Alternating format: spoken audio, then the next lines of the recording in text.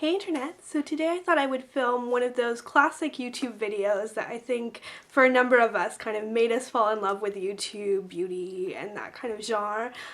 Just because when I started watching YouTube, I was just really getting into MAC, and it was just fascinating to see what everybody's favorite shadows were. So these are mine that I have kind of decided on over the years. They're the ones that I reach for the most. And while I was in Hong Kong, I actually didn't take a single MAC shadow with me. I used my Naked palette. So these are the ones that I kind of missed and that I wish that I had while I was over there, if that makes any sense at all. These are in no particular order except for this one shadow. I wanted to share my all-time favorite MAC shadow with you.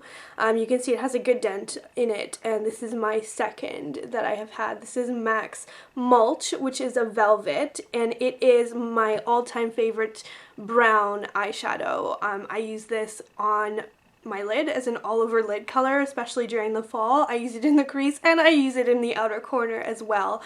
Just because it is a dark brown, but it is a golden brown, and it is just so gorgeous. So let me show you a swatch of that. Isn't that so pretty? I just love this shadow. There's something about Mulch that is extra super blendable and flattering. The second one, also, starting to be in no particular order, is Shale. I don't think Shale gets enough love, actually. It is a really pretty gray plum, so it definitely doesn't come across as a purple on the lid. It looks more taupey than that, and it's really flattering and pretty.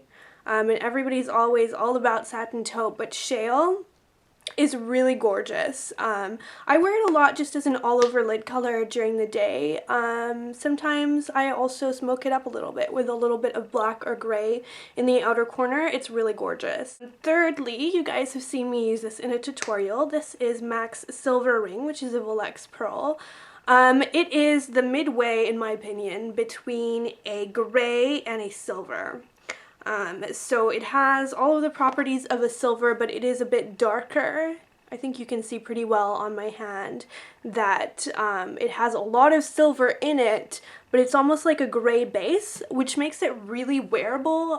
For smoky eyes, it just intensifies any eye color really nicely because very few people have silvery gray eyes. So I've used it on my friends before who have green eyes, brown eyes, blue eyes. It just looks really pretty. I love Silver Ring. So there is that. Recently added to my collection. It is a really excellent best friend shade, but sometimes I just wear it on the lid by itself. It's coming across on camera more brown than it is in real life. This is MAC's Quarry. Yeah, so the color that you're seeing in the pan is actually more realistic than what you see on my hand, which is somehow pulling a bit brown on camera, and it's gorgeous. It's a really, really handy shade to have. Next is my favorite MAC Purple. I find purple chronically hard to wear. I'm always scared that it will make me look bruised, but Star Violet has a lot of red-brown in it. And in fact, it actually looks almost red on my hand. But again, I think in the pan you can see a lot better what it looks like. It's in the same color family as MAC's Cranberry, but it's a lot easier to wear than Cranberry because it is not as red. It is more purple than Cranberry for sure. And I love it. I think it's so pretty, and this featured in my Jennifer Gardner tutorial as an easy to wear purple shadow that I adore. So highly, highly recommend Star Violet if you're looking for a really nice wearable purple. Next is Sable, and shockingly, I actually like Sable better than All That Glitters, which is really strange for someone with pale skin like me, but I find that All That Glitters is gorgeous, but sometimes it can pull a little bit orange on me, especially during colder months, whereas Sable I find I can wear year round. It's always flattering.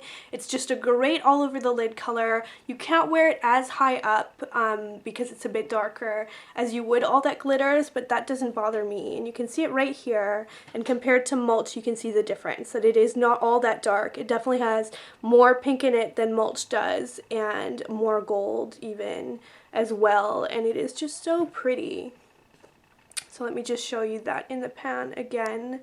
But I actually think it's a bit more realistic on my hand than in the pan. To go into arm territory now. Running out of hand space. I should have brought some wipes into my room.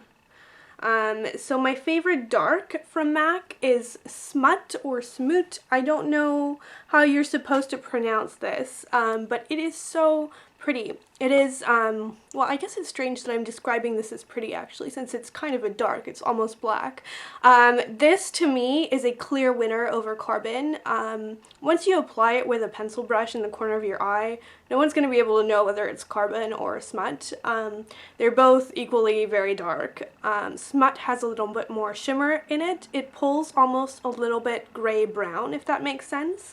So it's a warm gray. That's a good way of describing it. It's a warm slate gray. And it just smokes any look out so well. You can see the intensity of it. It is definitely one of MAC's most pigmented eyeshadows that I own. You can see it right there. And I find that it is more intense than using something like Espresso, but easier to use than Carbon. I'm not a big fan of Carbon. I find it hard to work with. It's not very buttery at all, to the point where I get frustrated with it, and I reach for this one instead. 3 more, down to the last 3.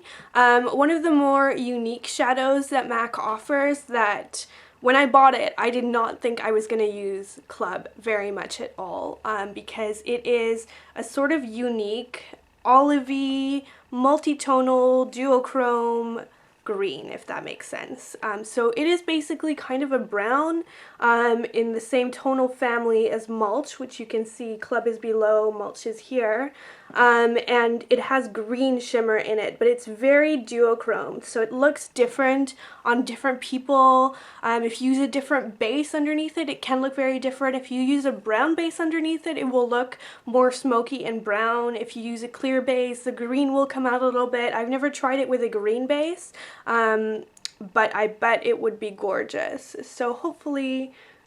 Oh, there we go. Yeah, the pan shows it as being quite green. It is quite green as a shadow, but it has definite brown undertones that make it so gorgeous and sort of, it's not khaki, because saying it's khaki makes it sound a lot duller than it is. It definitely pulls more towards green than a khaki would, but I adore this shadow, and I'm so happy that I finally went on and got it, because when I'm feeling a green eye look but not completely sold on it, Club is what I reach for and apply, and it looks great every time. So the last 2 are just in this pan, and I can't seem to dig them out, so I'm just gonna leave them there so you can see them next to each other. Actually, that's not a bad idea.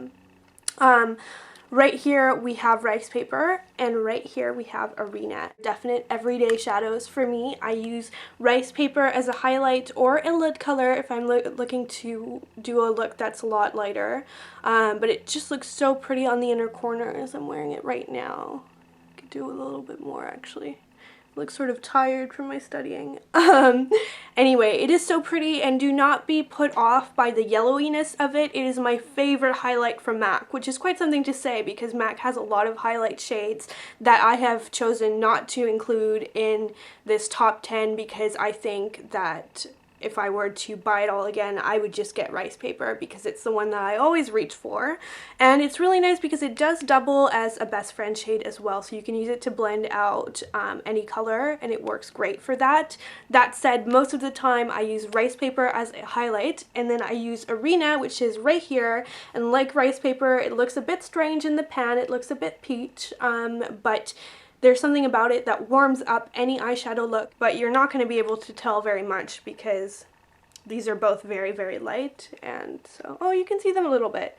So you can see there's Rice Paper, there's Arena, and Arena definitely, it almost looks like a skin color, like a medium skin color, but it has that little bit of salmon-y peachiness to it. These are my all-time top 10 favorite MAC shadows in the neutral category. Some of them are a bit more plummy, but I consider all of these to be neutrals, and I wear them, you know, on an everyday basis. If you guys would like me to, I would love to do like a top 5 bright MAC shadows collection. I have a MAC palette of brights that I use more during the summer months and seldomly, but I didn't want to just throw them in here because I use neutrals and love neutrals so much that the neutrals needed the space to themselves. So let me know if you would like to know what those are, and then I will film a video about it. And until then, I will see you next time.